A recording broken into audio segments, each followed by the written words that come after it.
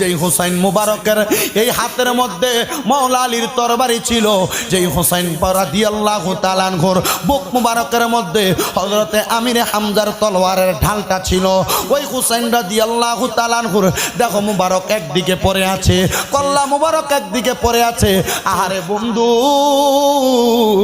ওই হুসাইনে পাক রাদিয়াল্লাহু তাআলা আনহু কারবালার ময়দানে এমন অবস্থা তারা দেইখা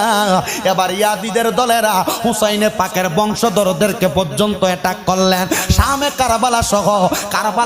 কারবালার মধ্যে হুসাইনে পাকের শাহাদাতের পরবর্তী ঘটনা পড়তে যায় পাইলাম ওই ইবনে জিয়াদের দলেরা মারওয়ান নামক উসাইদ নামক লোকটা আইসা ইমাম হুসাইনে পাকের মুখ মুবারকের মধ্যে তার তরবারির আঘাতটা দিয়া